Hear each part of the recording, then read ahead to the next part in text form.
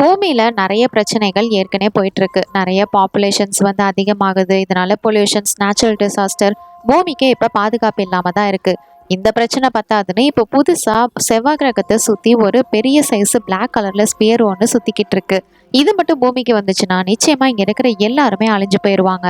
இது என்ன, இதுல இருக்கக்கூடிய மர்மம் என்ன அப்படின்னு கண்டுபிடிக்கிறதுக்காக சில ஆஸ்ட்ரோனட்ஸை வந்து அங்க அனுப்புறாங்க. ஸ்பேஸ்ஷிப் மூலியமா இவங்க அங்க போய் சேர்றதுக்கே 8 மாசங்கள் ஆயிடுது.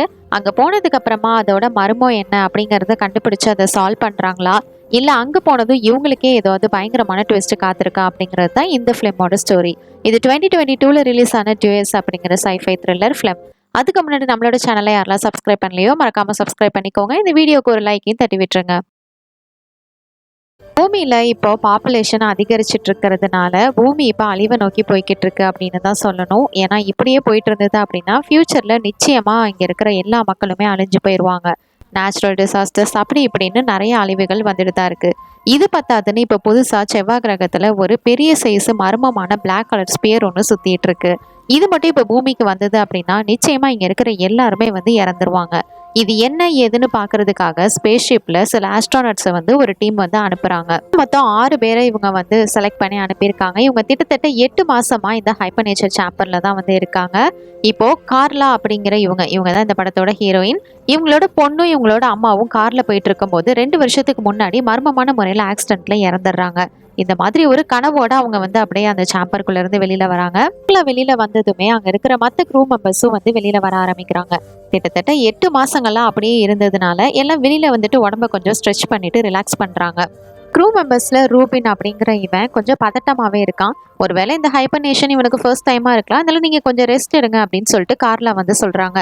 ஆனா எனக்கு ஒன்றும் இதெல்லாம் ஃபர்ஸ்ட் டைம்லாம் கிடையாது, நான் இந்த மாதிரி நிறைய அதெல்லாம் பார்த்துருக்கேன் அப்படின்னு சொல்லிட்டு அவன் வீரப்பா பேசிட்டு இருக்கான். பயப்புல உண்மையிலே கொஞ்சம் அப்படியே பதட்டத்துல தான் இருக்கு, என்ன ஆக போதோன்னு. இங்கிருந்து அவ கிளம்பி போய் கமாண்டர் பாலை தான் வந்து மீட் பண்றா. எப்படி போயிட்டு இருக்கு, ஓகே தானா அப்படின்னு கேட்டுட்டு இவ போயிட்டு அந்த ஸ்பியரை வந்து ஸ்கேன் பண்றதுக்காக பாக்குறா. ஏன்னா இந்த ஸ்பியர் பக்கத்துல போறதுக்கு இன்னும் இவங்களுக்கு ஒரு 8 மணி நேரம் தான் இருக்கு. அதனால இதை பத்தி ஸ்கேன் பண்ணி பார்க்கும்போது அந்த ஷிப்போட ஏஐயால இதை எதுவுமே வந்து ஸ்கேன் பண்ண முடியல. ஸ்பியரை பத்தி நம்மளுக்கு எதுவுமே தெரியாம அது கிட்டலாம் நம்மளால போக முடியாது, நம்ம திருப்பி போகலாம் அப்படிங்கிற மாதிரி அவ பேசும்போது இந்த பால் பயங்கரமா கோவப்படுறான். நம்மளுக்கு கொடுத்த மிஷினை நம்ம என்ன ஆனாலும் சரி நம்ம முடிக்காம இங்கிருந்து போகக்கூடாது அப்படிங்கிற மாதிரி அவன் ரொம்பவே ஸ்ட்ரிக்டா சொல்லிடுறான். இந்த ரூபின் வேற இந்த ஸ்பியரை பத்தின எந்த ஒரு இன்ஃபர்மேஷனும் கரெக்டா கிடைக்காததுனால அவன் இன்னமும் நர்வஸா தான் இருக்கான். இந்த வேன்ஸ் அப்படிங்கிறவர் வந்து இப்போ வந்து இந்த டீம் மெம்பர்ஸ்க்கு கால் பண்றாரு. இவர் தான் இந்த ப்ரோக்ராம் ஹெட். நல்லபடியா அந்த ஸ்பியரோட மிஸ்டீரியஸான திங்கை கண்டுபிடிச்சு சால்வ் பண்ணுவீங்கன்னு நான் நம்புறேன். ஏன்னா அதுக்காக மக்களும் வந்து பல கோடி மக்கள் இதுக்காக வெயிட் பண்ணிட்டு இருக்காங்க. ஸோ எக்காரணத்தை கொண்டு இந்த மிஷினை மட்டும் கைவிட்டுறாதீங்க அப்படின்னு சொல்றாரு. அப்படியே அந்த மிஷினை முடிங்க அப்படின்னு சொல்லிட்டு அவர் கால் கட் பண்ணிடுறாரு. கொஞ்ச நேரத்துக்கு அப்புறமா இந்த கார்லாக்கு வந்து அவங்க அம்மாவோட வாய்ஸ் கேட்குது காரிடார்ல. அது எப்படி அம்மாவோட வாய்ஸ் கேட்கும் அப்படின்னு சொல்லிட்டு அவன் அந்த வாய்ஸை ஃபாலோ பண்ணிக்கிட்டே போறான். ஆனா அங்க யாருமே இருக்கிறது மாதிரி தெரியல.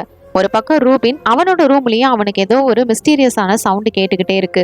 அது வித்தியாசமான சவுண்ட் எல்லாம் வந்தா எப்படி நிம்மதியா இருக்க முடியும்? அது இவன் வேற ஏற்கனவே பயந்து போய் தான் இருக்கான்.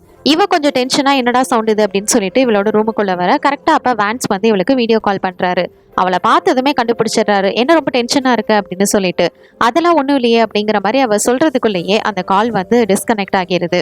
இப்படி பேசிட்டு இருக்கும் போது திடீர்னு கால் டிஸ்கனெக்ட் ஆகுது அப்படின்னு சொல்லிட்டு பார்க்க ஒரு பக்கம் மற்ற க்ரூ மெம்பர்ஸ் எல்லாருமே வந்து ஷிப்போட மெயின் ஏரியால வந்து ஏதோ ஷாக்கிங்கா பார்த்துட்டு இருக்காங்க. என்னாச்சோ ஏதாச்சோ அப்படின்னு சொல்லிட்டு இவளும் வந்து பாக்குறா.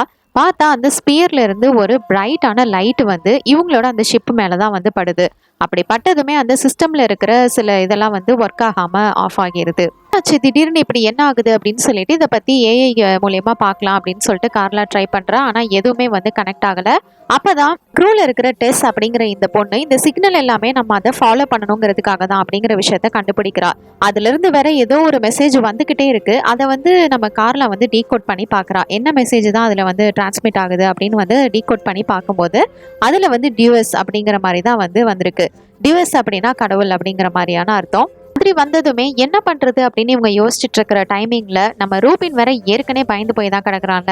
இங்கேருந்து நம்ம சீக்கிரமா போயாகணும், அதுதான் நம்ம எல்லாருக்கும் சேஃப் அப்படிங்கிற மாதிரி பயத்துல சொல்லிட்டு போயிடுறான்.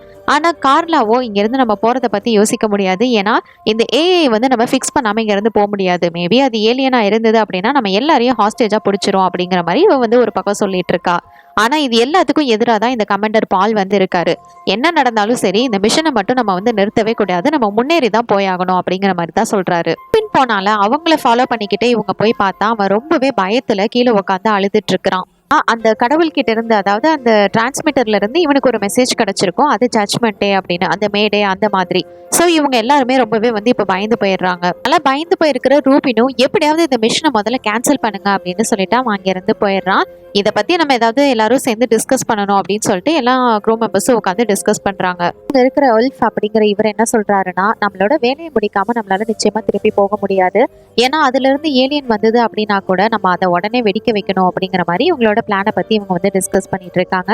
இவங்க என்னெல்லாம் பேசுறாங்களோ அது எல்லாத்தையுமே கமாண்டர் பால் வந்து கேமரா மூலியமா வந்து அனலைஸ் பண்ணிட்டு தான் இருக்காரு. கிட்டத்தட்ட இவங்க வந்து ஸ்பியருக்கு பக்கத்துல வந்துட்டாங்க. இன்னும் கொஞ்ச நேரம் மட்டும்தான் இருக்கு. அந்த ஸ்பியர் கிட்ட இவங்க கண்டிப்பா போயிருவாங்க.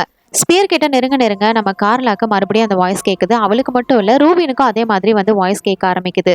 அதை பார்த்து அல்ஃப் வந்துட்டு உனக்கு என்னாச்சு அப்படின்னு சொல்லிட்டு கேட்க, இல்லை அதெல்லாம் ஒன்றும் இல்லை, எங்கள் அம்மா ஆக்சிடென்ட்ல இறந்துட்டாங்களே, ஸோ அதை பற்றி கொஞ்சம் நினச்சிட்டு இருந்தேன் அப்படின்னு சொல்லிட்டு இவன் வந்து சமாளிச்சிடுறா. இவன் அந்த வாய்ஸ் கேட்கறத பற்றி அவங்க கிட்ட யார்கிட்டயுமே வந்து ஷேர் பண்ணல. இதை பற்றி பேசிக்கிட்டு இருக்கும்போது கரெக்டாக டெஸ் அங்கே வரா. உள்ளே வந்துட்டு ரூபின் வந்து காணோம், எங்கே போனான்னு தெரியல அப்படின்னு சொல்ல, இவளுக்கு உடம்பு முடியலனாலும் பரவாயில்ல, கார்லா அவங்க கூட க்ரூ மெம்பர்ஸ் கூட சேர்ந்து அவனை தேடுறதுக்காக அவளும் வந்து போறா. இவங்க 3 பேருமே தனித்தனியா பிரிஞ்சு போய் அவனை தேட ஆரம்பிக்கிறாங்க. இவங்க 3 பேரும் தனித்தனியா பிரிஞ்சு தேட ஆரம்பிக்கிறாங்க. அப்போ டெஸ் மட்டும் கரெக்டா ரூபின் எங்க இருக்கான் அப்படிங்கறத வந்து ஓரளவுக்கு கெஸ் பண்ணிடுறான். ஒரு இடத்துல நிறைய கண்டெய்னர்ஸ் இருக்கும், அந்த இடத்துல தான் இவன் உட்காந்துருப்பான். இவன் மேல அந்த லைட் வேற பட்டிருக்கும். இந்த ஸ்பியர்ல இருந்து வந்த லைட்டு தான் அது அவன் மேல அது பட்டிருக்கு. இப்போ இந்த இடத்துல நடக்கிறதெல்லாம் கேமரா மூலியமா பால் பார்த்துட்டு தான் இருக்கான். இவன் வேற பாக்குறதுக்கு வினோதமா இருக்கான் ரூபின். அவனோட உடம்பு ஃபுல்லாவே ஏதோ ஒரு சிம்பிள்லாம் போட்டு வச்சிருக்கான், ஏதோ சடங்கு மாதிரி பண்ணிட்டு இருக்க. இப்போ கரெக்டா இந்த இடத்துக்கு டெஸ்ட் வந்து ஏதோ ஒரு விஷயத்த பார்த்து பயங்கரமா கத்துறா. அவளோட சவுண்டை ஃபாலோ பண்ணிக்கிட்டே இவங்க 2 பேரும் வர ஆரம்பிக்கிறாங்க. இந்த இடத்துக்கு ஃபர்ஸ்ட் வந்து கார்லா தான் வரா. கார்லா வந்து கொஞ்சம் லேட்டா வந்துட்டா, அதனால இவ வரதுக்குள்ளேயே அந்த ரூபின் வந்து டெஸ்ஸை வந்து அந்த இடத்துல கொடூரமா கொண்டாடுறான். தெரிஞ்சுக்கிட்ட கார்லா இதுக்கப்புறம் இவன் கிட்ட போன ஆபத்து அப்படின்னு சொல்லிட்டு இவ ஒளிஞ்சு நிக்க. ஆனா இந்த விஷயம் ரூபின்க்கு வந்து தெரிஞ்சிடுது. அதனால கார்லாவை பிடிச்சிட்டு வந்துட்டு என்னையவே வேவு பாக்குறியா அப்படின்னு சொல்ல, இந்த இடத்துக்கு வந்து உல்ஃபும் வந்து வந்துடுறாரு. பின் கார்லாவோட கழுத்துல வந்து கத்தியை வச்சுட்டு, நீங்க கடவுளுக்கு எதிராக எது செய்ய நினைச்சாலும் சரி அது தற்கொலைக்கு சமந்தான் அப்படின்ற மாதிரி சொல்லிட்டு இருக்கான்.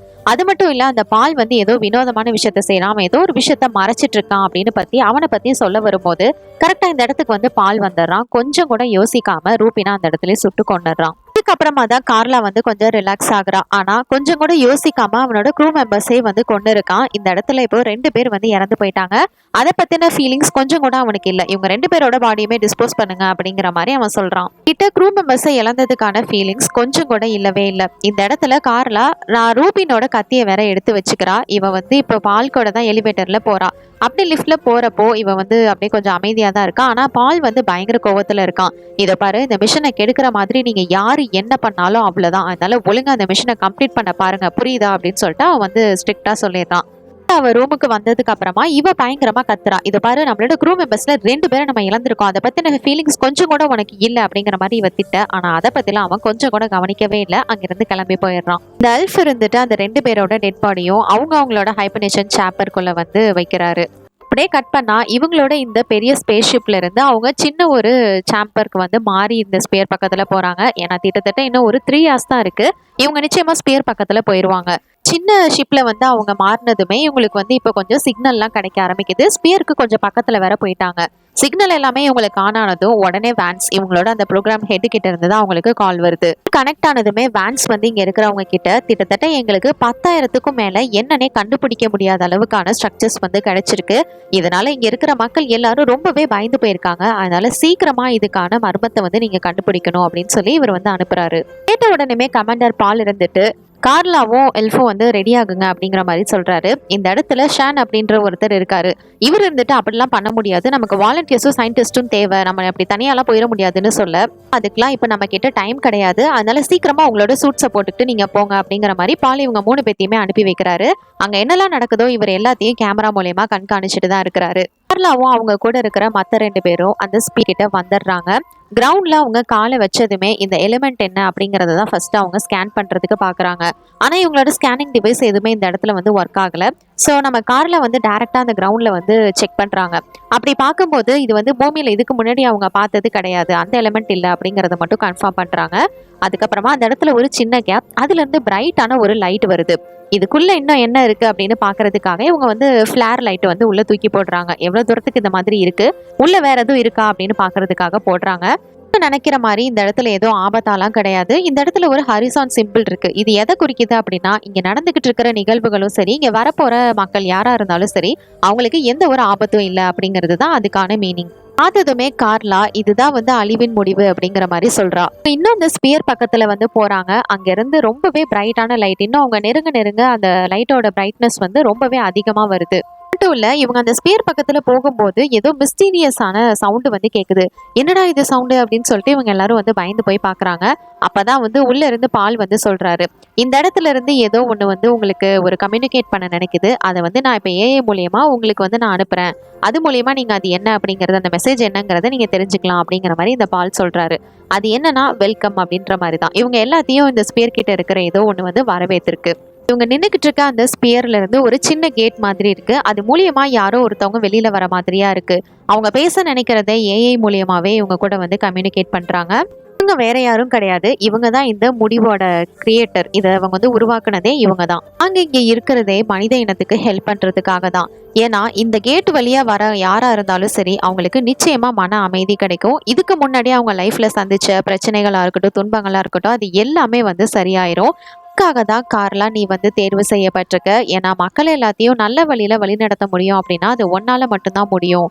இந்த இடத்துக்குள்ள வராதவங்க வேற ஒண்ணுமே வழி இல்லை. நிச்சயமா இந்த ஸ்பேர் ஒரு நாள் பூமி மேல மோத தான் போகுது. அப்படி பண்றப்போ அந்த பூமியே அழிஞ்சு போயிடும், அங்க இருக்கிறவங்களும் அழிஞ்சு போயிருவாங்க அப்படிங்கிற மாதிரி அந்த வாய்ஸ் வந்து சொல்லுது. சொல்லிட்டு இருக்கும் போதே திடீர்னு அந்த இமேஜ் வந்து நம்ம கார்லாவோட அம்மாவோட ஃபேஸ் மாதிரி தெரியுது. உனக்காக இந்த கேட்ல ஒருத்தவங்க காத்துட்டு இருக்காங்க அப்படின்னு சொல்ல, திடீர்னு அவளுக்கு அந்த கார் ஆக்சிடென்ட் ஆனது தான் வந்து விஷுவலா வருது. இப்போ இவ வந்து ஒரு கோல்டன் சிட்டி அங்க வந்து நின்றுட்டு இருக்கிறா. இவளோட தலையிலயும் வந்து அடிபட்டு இருக்கு. இவளோட பொண்ணு உயிரோட தான் இருக்கா. அவ வந்து இவளை நோக்கி ஓடி வர, இவளை பார்த்ததுமே நம்ம கார்லாவுக்கு ரொம்ப சந்தோஷமாகிறது. தன்னோட பொண்ணை பார்க்க அவளும் வந்து ஓட, அவ்வளவுதான் அந்த இடத்துல அவ வந்து கட் பண்ணி அப்படியே ஒரு டேபிள்ல இருந்து கண் முழிக்கிறா. கண்ணு முழிச்சதுமே அவ உடனே எந்திரிச்சு, நான் எப்படி இங்க வந்தேன் அப்படிங்கிற மாதிரி தான் கேட்கறா. நீ அந்த கதவு கிட்டேயே ஏதோ பிரம்ம பிடிச்ச மாதிரி நின்றுட்டு இருந்த, நான் தான் உன்னை மறுபடியும் ஷிப்புக்கு கூட்டிட்டு வந்தேன் அப்படின்னு சொல்லிட்டு எல்ஃப் சொல்றாரு. நடக்கிறது எல்லாத்தையும் வேன்ஸ் வந்து வீடியோ கால்ல பார்த்துட்டு தான் இருக்கிறாரு. அந்த இடத்துல அப்படி என்னதான் நடந்தது அப்படிங்கிற மாதிரி கேட்க, பதில கேட்கறதுக்காக இங்க அவ்வளவு மக்கள் காத்துட்டு இருக்காங்க அப்படின்னு வந்து வேன்ஸ் சொல்ல, அப்பதான் இவ சொல்றா, அந்த இடத்துல வந்து கோல்டன் சிட்டியை நான் வந்து பார்த்தேன் அப்படிங்கிற மாதிரி இவ சொன்ன உடனே அந்த எல்ஃப் இருந்துட்டு, அப்படின்னா நம்ம வந்து சொர்க்கத்தை பார்க்க போறோம் அப்படிங்கிற மாதிரி அவன் வந்து சொல்றான். ஓகே, வேற எதுவும் நடந்துச்சா அப்படிங்கிற மாதிரி இவான்ஸ் வந்து கேட்குறாரு. இல்லை வேற எதுவும் இல்லை அப்படிங்கிற மாதிரி அவ வந்து சொல்லிடுறான். அவங்க அம்மா அதுக்கப்புறம் அந்த பொண்ணு அதெல்லாம் வந்துச்சுல, அதெல்லாம் பற்றி இவங்க யார்கிட்டயுமே அவ ஷேர் பண்ணலை, வேற எதுவும் இல்லை அப்படிங்கிற மாதிரி மழுப்பிடுறான்.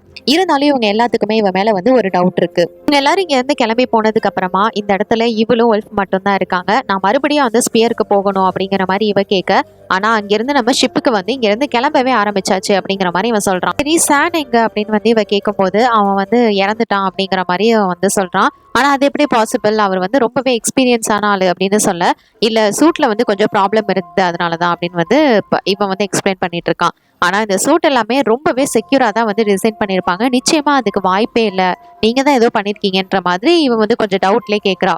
அவரும் நல்ல எக்ஸ்பீரியன்ஸ் உள்ள ஆளு தான். இதை பாரு, எவ்வளவு எக்ஸ்பீரியன்ஸா இருந்தாலும் சரி தப்பு வந்து நடக்க தான் செய்யும். அதே மாதிரிதான் இதுவும் நடந்திருக்கு.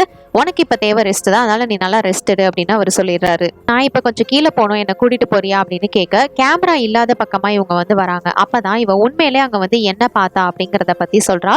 இவளோட ஃபேமிலியை பத்தி பார்த்திருப்பால, அந்த விஷயம் எல்லாத்தையுமே வந்து எல்ஃப் கிட்ட இவ வந்து ஷேர் பண்றா. அதனாலதான் நான் வந்து திருப்பி அந்த ஸ்பேர் கிட்ட போகணும்னு நினைக்கிறேன் அப்படிங்கிற மாதிரி இவ வந்து எல்லாத்தையும் சொல்றா. இவங்கள பேசிட்டு இங்க இருந்து கிளம்புனதுக்கு அப்புறமா இவன் நேரா வந்து பாலை பாக்குறதுக்காக தான் போறான். அவ ஏதாவது சொன்னாலா அப்படிங்கிற மாதிரி கேட்க, இல்ல எதுவும் புதுசாலாம் சொல்லல அப்படிங்கிற மாதிரி இவன் சொல்றான். இந்த மாதிரி உள்ட் சொல்றதுல வந்து பாலுக்கு வந்து அவ்வளவு பெருசா நம்பிக்கை இல்லை. இதை பாரு, நம்மளோட வேலைன்னு வந்துட்டா நம்ம அதை ஒழுங்கா ஃபாலோ பண்ணி தான் ஆகணும், இது என்னோட ஆர்டர், அதனால எதையும் நீ மறைக்க நினைக்காது அப்படின்னு சொல்லிட்டு அவன் அனுப்புறான். அந்த ஸ்பியர் கிட்ட இருந்து கொஞ்சம் தூரம் வந்ததுக்கு அப்புறமா இப்ப ஏஐ உங்களோட ஹைபர்னேட் இன்னும் ஒரு 1 hourல வந்து ஸ்டார்ட் ஆக போகுது அப்படிங்கிற மாதிரி வந்து சொல்லுது. 1 hourக்குள்ள ஏதாவது ஒண்ணு பண்ணணும் அப்படின்னு கார்ல கிட்ட கிட்ட ரூபினோட நைஃப் இருக்கும்ல, அதை வச்சுக்கிட்டு சானோட டெட் பாடிக்கு தான் அவன் வந்து வரா. அவனோட உடம்புல என்ன இருக்கு ஏது இருக்குன்னு பாக்குறதுக்காக வரா. ஏன்னா அவனோட சூட்ல தான் ப்ராப்ளம்னு சொல்லியிருப்பாங்கல்ல, அதை செக் பண்றா. இதுக்கப்புறமா இவளுக்கு வந்து ஒரு டவுட் இருக்கும் பால் மேல. அதனால அவனோட ரூமுக்கு தான் இவ போறா. அங்க போயிட்டு அவன் கிட்ட வந்து ஒரு கன் இருக்கும். அந்த கன்னும் சில ஃபைல்ஸ்லாம் இருக்கும். அதெல்லாம் அவ எடுக்கிறா. இது எல்லாத்தையுமே பால் வந்து கேமரா மூலியமா பாத்துக்கிட்டு தான் இருக்கான். அதனால எல்ஃப அனுப்பி அவளை வந்து புடிச்சிட்டு வர சொல்லி அனுப்பி வைக்கிறான். இவ அந்த இடத்துல வந்து அந்த கன் பாயிண்ட்ல தான் வந்து வெயிட் பண்ணிட்டு இருப்பா. ஏன்னா இங்க இடத்துல வந்து சில டாக்குமெண்ட்ஸும் அவளுக்கு கிடைச்சிருக்கும். அது எல்லாமே எல்ஃப பத்தினது தான். உள்ள வந்ததுமே இவ கன் பாயிண்ட்ல வச்சு மிரட்டிட்டு இருக்கிறா. நீ அந்த எலைட் காப்ஸை சேர்ந்த சோல்ஜர் தானே, உன்னை எப்படி நான் நம்புறது அப்படின்னு கேட்க, இதை பாரு, உண்மையிலே எனக்கு அந்த ஸ்பியரை பத்திலாம் எதுவும் பெருசா தெரியாது அப்படிங்கிற மாதிரி இவன் சொல்றான். அதெல்லாம் நான் எப்படி நம்புறது, நிச்சயமா சான நீ தான் வந்து கொண்டிருந்திருக்கணும், அந்த இடத்துல எனக்கு வந்து கன் ஷாட் கேட்டது, அந்த கொலையை நீ தான் பண்ணியிருக்கணும் அப்படிங்கிற மாதிரி இவனையே தான் டார்கெட் பண்ணி அவ பேசிட்டு இருக்கா. இதுக்கான தண்டனை என்ன தெரியுமா, மரணம். உனக்கு வந்து நான் வந்து பனிஷ்மெண்ட் கொடுத்தாதான் வந்து சரி வரும் அப்படின்னு சொல்லிட்டு இவ கன் பாயிண்ட்லேயே மிரட்டிட்டு இருக்க. இந்த இடத்துக்கு பாலும் வந்து வந்துடுறான். இவங்க ரெண்டு பேருமே அவ கன் பாயிண்ட்ல தான் மிரட்டிட்டு இருக்கிறா. மாதிரி ரெண்டு பக்கமும் இவ கன் பாயிண்ட்ல வச்சு மிரட்டிட்டு இருக்க. அப்ப கரெக்டா வேன்ஸ் கிட்ட இருந்து இவளுக்கு வந்து வீடியோ கால் வருது. பாரு கார்லா, உனக்கு இங்க இருக்கிற யாருமே வந்து எதிரி கிடையாது, நீ இந்த நேரத்துல அமைதியா இருக்கணும் அப்படின்னு சொல்லிட்டு இவரு ஒரு விஷயத்த சொல்றாரு. இந்த இடத்துல கண்டுபிடிச்சிருக்கிற விஷயம் ஒண்ணு சாதாரணமானது கிடையாது. இதெல்லாம் நினைச்சு உன்ன மக்கள் வந்து இங்க பாரு தெருவுல எவ்வளவு சந்தோஷமா கொண்டாடிட்டு இருக்காங்க, நம்ம வேற ஒரு இடத்துக்கு சேஃபா போக போறோம் அப்படின்னு. அதனால இதெல்லாம் நினைச்சு நீ வந்து பெருமைப்படணும் அப்படின்னு சொல்லிட்டு இவர் சொல்லிட்டு இருக்கும் போதே இவ இதை கேட்டு கொஞ்சம் வந்து அப்படியே டைவர்ட் ஆகுறா. அந்த சான்ஸை யூஸ் பண்ணி பால் வந்து இவன் கிட்ட இருக்கிற கன்னை வந்து வாங்கிடுறான். ஆனா அவ வந்து அப்பயும் சும்மா விடுற மாதிரி இல்ல. ஒரு நிமிஷத்துல அவங்க ரெண்டு பேத்துக்குள்ளேயுமே வந்து சண்டை நடக்க ஆரம்பிக்குது. அந்த சண்டையில ஃபர்ஸ்ட் வந்து கன் ஷாட் நம்ம கார்லாவோட ஸ்டொமக்ல விழுந்துருது. கன் வந்து இவ கிட்டதான் இருக்கு. அதனால மறுபடியும் அவனை அங்கேயே வந்து பாலை வந்து அங்கேயே சுட்டி இவன் வந்து கொண்டுடுறா.